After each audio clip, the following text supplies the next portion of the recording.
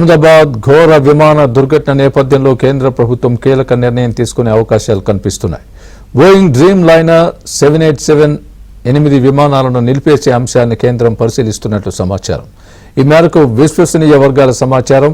తొలుత తాత్కాలికంగా సేవలు నిలిపేసి భద్రతా సమీక్ష నిర్వహించిన అనంతరం పూర్తిగా నిలుపుదల చేయాలా కొనసాగించాలా అన్న దానిపై నిర్ణయం తీసుకునే అవకాశం ఉంది. ఈ మేరకు భారత్ అమెరికా ఏజెన్సీల మధ్య సంప్రదింపులు జరుగుతున్నట్టు తెలుస్తోంది. అంతేకాకుండా తాజా దుర్ఘటనకు సంబంధించి దర్యాప్తు పూర్తయిన తర్వాత ఓ నిర్ణయానికి వచ్చే అవకాశం ఉంది.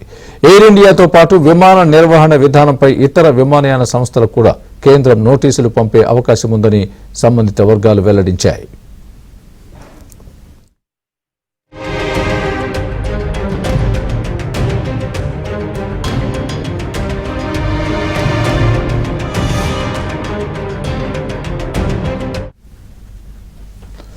ఈ దుర్ఘటన గగనతలంలో ప్రయాణాల భద్రతకు సంబంధించిన అంశాలను మరోసారి తెరపైకి తీసుకొచ్చింది.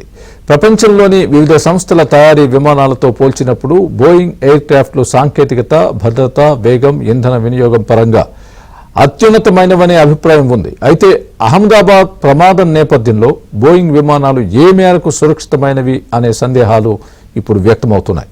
అత్యాధునిక నావిగేషన్ వ్యవస్థలు దీని సొంతం.